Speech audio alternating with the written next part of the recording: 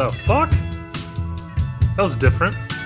The recording in progress, that was a little different. Yeah.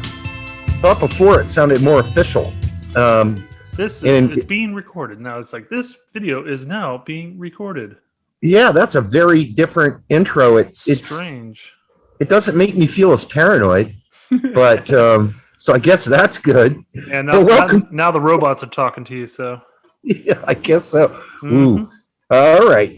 Welcome to the Straight Red Card, everybody. And today we're going to talk about, the big thing that's going on right now. Elephant in the room. Yeah, the elephant in the room that's not so much an elephant anymore. It's like a few elephants, apparently, since David Ochoa has made and we knew this was going to happen. I don't know why anybody's surprised. Mm-hmm. We told you it was going to happen 2 weeks ago, and we were fine with it. And why are we fine with it? Because we really don't need him. And you know what? The Mexican team doesn't really need him either, probably going forward. So it's anyhow, you read the article, Brett, where Ochoa laid out why he left and why he switched sides. And you want to give us a brief synopsis of that?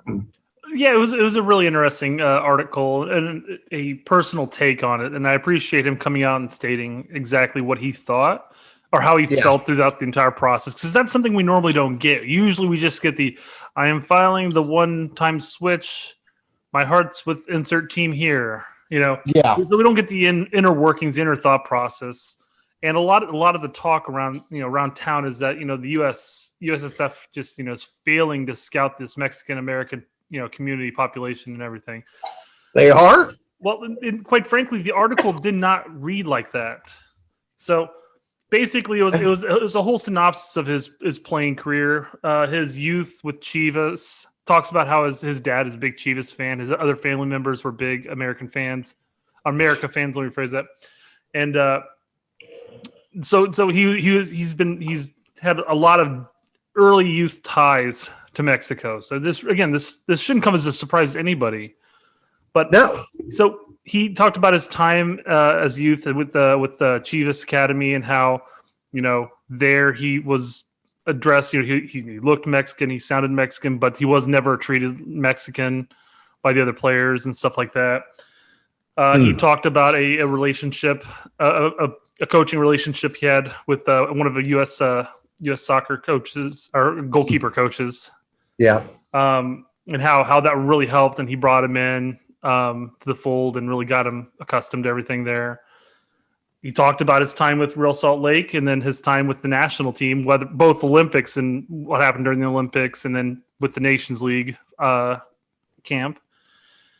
And then he ended up talking about how at the end of it all, while they were playing Mexico and he was rooting for the U.S. to win, he was basically just in awe of the Mexican players that he's watched growing up his entire life. Okay. And that he felt that playing for Mexico was basically just more comfortable for him. Like it was more feeling of home, if you will, which again, nobody should be surprised by that. And who knows what kind of calls. Did the article mention at all that he's gotten calls from Tata, or I'm sure Tata's called him. I mean, obviously. That's a whole while. There's no other reason why he would have been called into the camp. I believe he briefly mentioned that. And guys, don't rake me over the coals on this. This is me paraphrasing something I read about 12 hours ago. Right. I didn't really take notes at the time, and I just had to rehash what I recall reading. And you've been moving into a new house. Yeah. At the same time, so with all that insanity. The other bit of honesty that he did throw in there is he did feel a bit snubbed during the Nations League. Not that he expected necessarily play during the Nations League, but he expected maybe a half against Costa Rica, maybe 15 minutes, like the last 10 minutes or something. Just throw him a bone is what he's basically saying. Yeah, I mean, listen, I get his frustration of not playing, but a lot of players over the years can say that, not just him. And sometimes when you're 20 years old, you wait your turn. And it's about time and patience, especially if you're a 20-year-old goalkeeper, which is extremely young for a goalkeeper. I've said this before. And a couple of our followers who are subs who are Mexican team followers said, yeah, we don't need him either. We've got plenty of goalkeepers. So they were saying that in the sense that, Derek, it's not just because he saw a long line of goalkeepers, 3 in particular on the U.S. side, that he knew he wasn't going to beat out in the next 10 years, 5 years, etc. Because if he really paid any attention to the Mexican depth, then he should have thought that would have been going to be really hard too. And I'm going to say it is going to be really hard. I just don't think that the future of Mexican goalkeeping is locked in right now as the next 5 or 6 years with Stefan, Turner, and Horvath as it is for us. Mm-hmm. So I think he still made the better decision if he wants a real chance to get playing time. That's me. Well, I mean, outside of say bit time during friendlies, I don't see him being brought into the World Cup qualifying for with Mexico, or at least if he does, he gets brought in as a third option that never sees the field. I think this cycle's would have been toast regardless of which nationality he picked. Go ahead. I'm sorry. I was going to say I agree with you in the sense that I think we found more or less our 3 for this cycle. Will that continue? I mean, that's a year and a half down the road. I mean, at that point, Ochoa is going to be a little bit older. Would be like what, 22 at the time, 20, something like that. I don't know how old he is. So he's I mean, 20. He's going to have more. He's going to have more experience at that point. Then maybe he finds his way into the roster change. But I think regardless if he picks U.S. or Mexico, this cycle's toast. He's not going to be a part of it. So just like we said with Jonathan Jonathan Gonzalez? Jonathan Gonzalez, yeah. Same thing we said then. It's a rash decision, and quite Make frankly, that early. Yes. I think there's a part that I think that snubbing that he had mentioned, that he alluded to. I think that played a little bit more factor in his overall decision. Quite frankly, you're a 20-year-old kid playing in the nation or on the roster for a Nations League. Mm-hmm. You should be like, I'm going to learn from the 2 guys ahead of me. Not I should be starting or I should be playing a half. Hell, Sean Johnson didn't get to play, right? Mm-hmm. I mean, come on. Neither did Guzan. Mini-me. He didn't get to play. Guzan, yeah. Well, Sean Johnson didn't get to play either. I mean, a lot of people, if you're an outfield player, yeah, you want to see the pitch. But if you're a goalkeeper, you tend to have to wait your time or do something massively at your club that makes you stand out and makes the manager go. But it was very obvious to me that Berhalter was paying attention to this kid and trying to keep him involved. Mm-hmm. So I don't think you can lie it at his feet. But what I find fascinating is this focus not on dual nationals right now, but specifically Mexican dual nationals, Mexican-American dual nationals. This is a new thing for me because I've always been like, hey, we just need, okay, for instance, let's look at the Gold Cup roster that was just up, okay? Do you know how many of the players on that team were dual nats? Brett, if you had to guess, how many on the 23-man roster would you say were dual nats? 5. You ready for this number? 14. 14 of them were dual nats. I didn't count Roldan. Sorry, yeah. Okay, let me surprise some people. Matt Turner can play for Lithuania. Could have. Can't now. He's capped. Sean Johnson could have played for Jamaica at one point. Can't now. He's capped. I'm not going to say that for every player. Guzan, Poland. Kessler, Ireland. George Bello, Nigeria. Shaq Moore, Trinidad and Tobago. Christian Roldan, El Salvador. Sebastian Lletget, Argentina. Areola, Mexico. Jonathan Lewis, Jamaica. DK, Nigeria. Giassi Zardes, Ghana. Cade Cowell, Mexico. He actually didn't make the roster in the end. Nicholas Giocaccini, Italy. And I think another country. So this whole idea that we're not like making sure guys who can play for other countries are playing for us, I think it's absurd. But if you really want to focus on Mexican dual nats, Mexican-American dual nats, we can do that too. But I'm just saying, I don't think anybody's being discarded here. But the whole idea that we need to go wine and dine all these Mexican-American players, it's just getting absurd at this point. It's absurd. And we're hearing it from voices that are usually pretty rational too. And that's kind of disturbing. Yeah. I mean, I think what's weird is that we're talking about a population of players that play a certain style. It's sort of like a hybrid between U.S. and Mexico style. And you can see it whenever these players end up choosing Mexico and they go to play for Mexico and they don't fit in. And then there are those players who choose to play for the United States. And for the most part, they may fit in at youth, but then they don't pan out in the seniors. We had, during the the Klinsmann era. Was it the Klinsmann era? I mean, we had a number of Corona. Yeah. Gonzo could have. Well, that was also Bradley, I think. Well, Gonzo could have played for Mexico at one point too, and Areola. I think he was the first one to bring Areola. Who's the left center back that always got called in that we were just always shaking our head at? Oh, I forgot his name because he does play in the USL now, but I forgot his name. We had Joe Corona, Castillo. Remember Edgar Castillo? Castillo, yep. We brought in Yarbrough for a while to play goalkeeper. Yep. That didn't really work out. But you know, it's kind of like I said. It's what you're seeing is you see it's kind of like a hybrid of the two genres. So you have the Mexican flair mixed with the American physicality, if you will, and for whatever reason they're just caught in the middle and they don't tend to pan out unless those players really focus on one side of said style. Well, you know, I think at this point we have, and people are going to say we have this many because I hear this all the time. Mm-hmm. Well, the MLS clubs they don't really pay attention to Mexican American talent, and I'm like, they don't.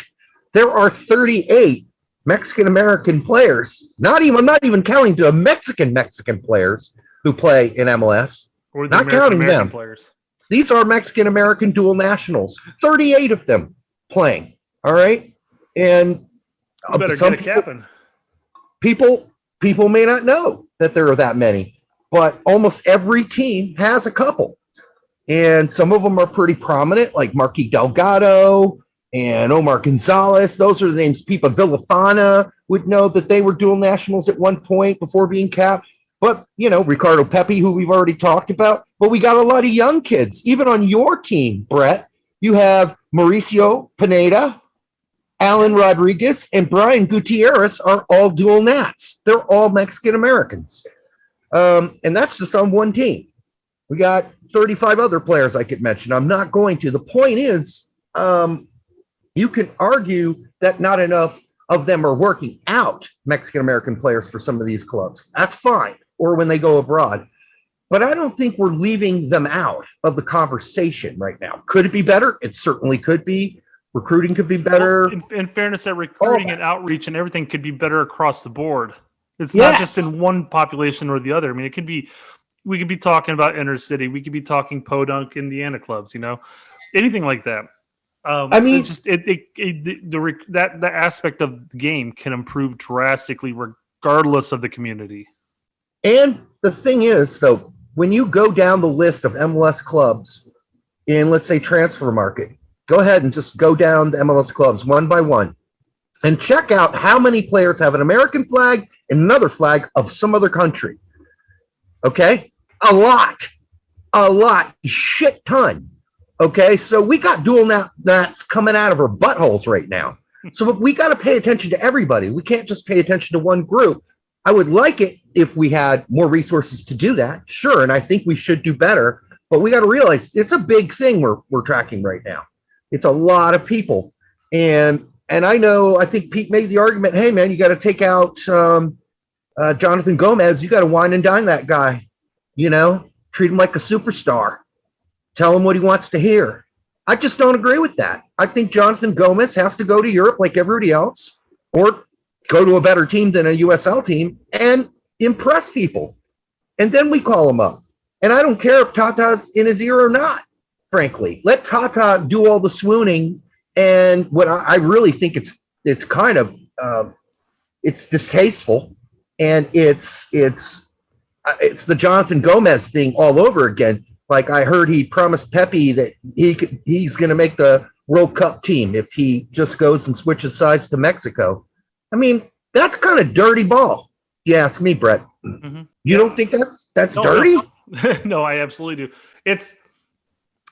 I'm not a big. I mean, I'm not a big fan of the whole wine and dining aspect. I'm like, I can understand, you look at a player who's young and talented that we've seen play, and I'll use Conrad De La Fuente as an example.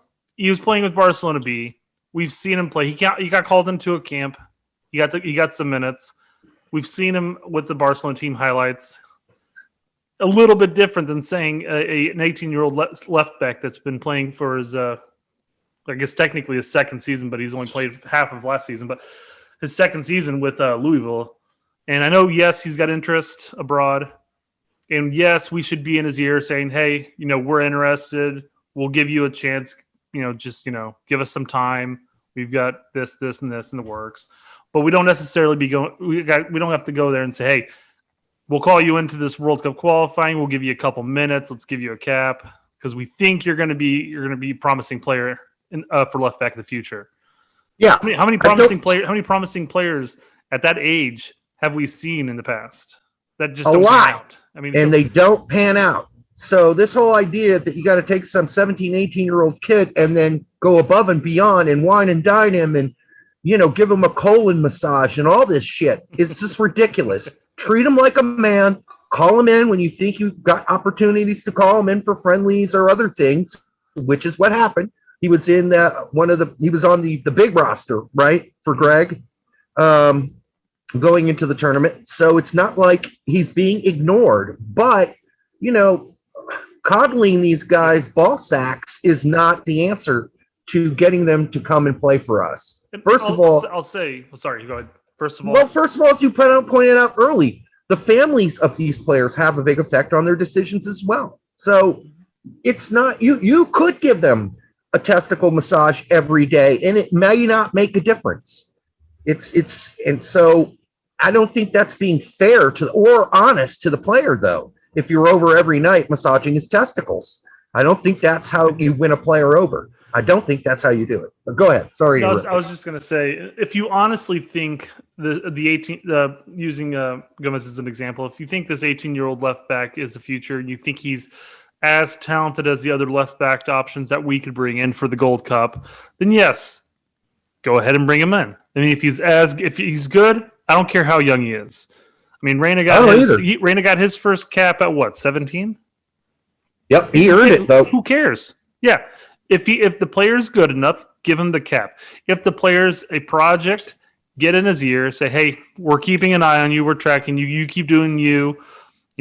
Impress not only in Louisville, but impress the people in Spain, everywhere else. You'll get your chance. Trust us." Yeah. And if not, say if a couple years go down the road, we still don't give him a call, he still has that open door to Mexico. He does. And I guess, with Pete saying we lost yet another one, and I was thinking, yet another one? We've lost Jonathan Rodriguez, Gomez. right? Gonzalez. Yeah, Jesus. God damn, my brain's broken. All right. And Jonathan Gonzalez is a nobody. He just got loaned to Necaxa from Monterrey because Monterrey has no place for him on their team. Okay? So that didn't work out very well for Jonathan Gonzalez. And then we just lost David Ochoa.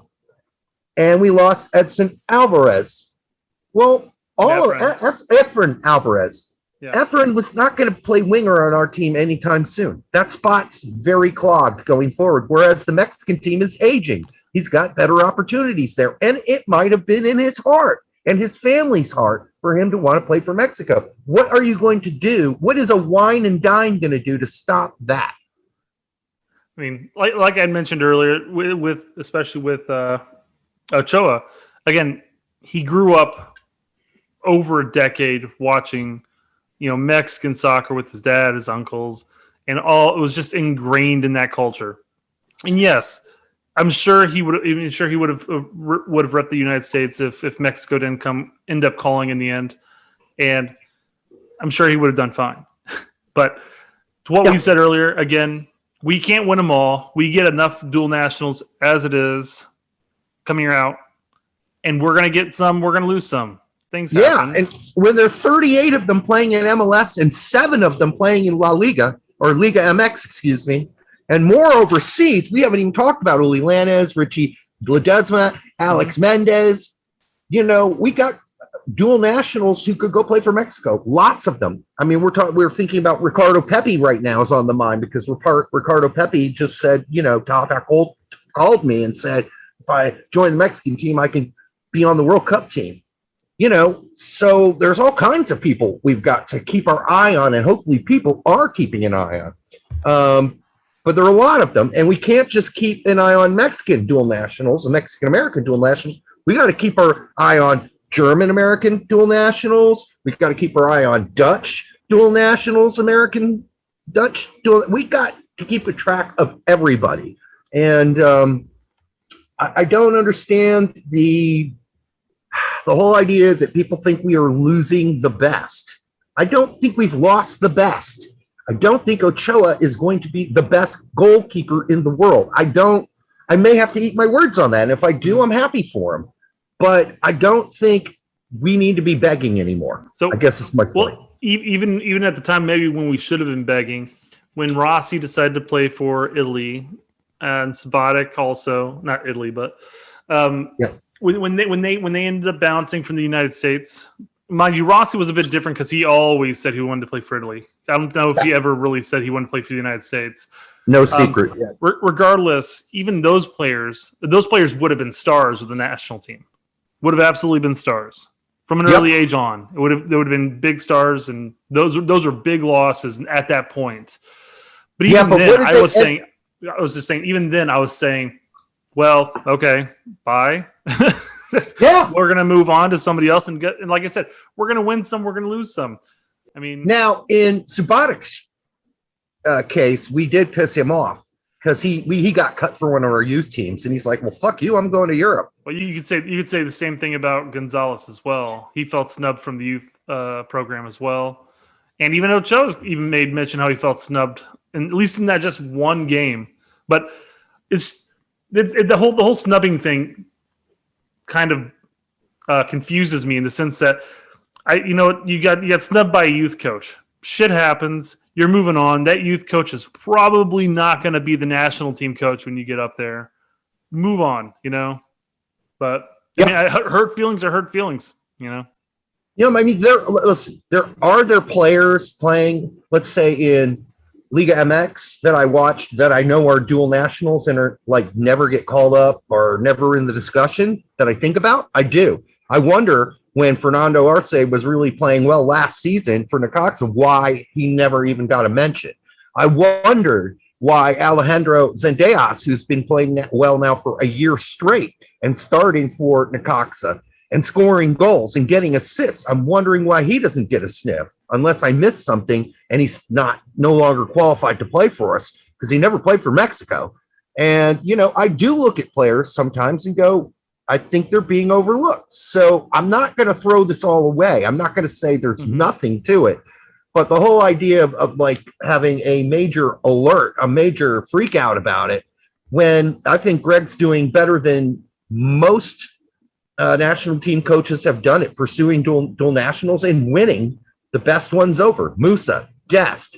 So, yeah, I think it's a false alarm, Brett, frankly. Well, again, just a quick synopsis of all of this and my take on dual nationals. And I know I've said it at least 2 or 3 times already. You're going to lose some. You're going to win some. Some of them are going to hurt. You just got to move on. And at this point, Ochoa, hope it turns out better for you than some of the other Mexican Americans who opted to play for Mexico. We'll see. Which ones hurt so far? I mean, like I said, Rossi and Subotic probably hurt the most.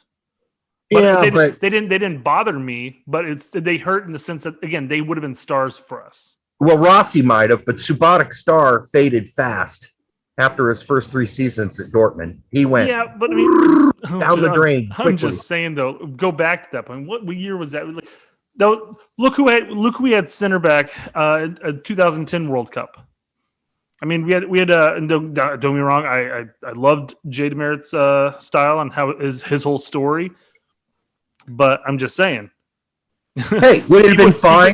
I'm just saying it would have been nice to have had him in our pool. Let's put it that way, I guess. Okay, that's fine. But as you said, you lose some, you win some. And it's not like we're not giving an effort to win. So unless you as an American were extremely invested American supporter in Efrain Alvarez, and you think he's going to be the next goddamn fucking Maradona, which he's not going to be. If I'm an LA Galaxy fan, I watch every game he plays. He is not a superstar. He probably will not make the Mexican World Cup team. Probably, I give him a 5% chance at making that team. So this whole idea, anyhow, we've said enough. We're going to move on to the next topic. Thank you for listening. I hope we haven't pissed anybody else off, but that's just not meant as a personal attack to anybody who's been concerned. It's just that the voices of concern are getting concerning when I don't think there's a lot of evidence to prove that we should be that concerned. Yeah, this is probably our least funny topic that we've done in a long time. It sure as fuck was. All right, until the next time on the Straight Red Card. Cheers.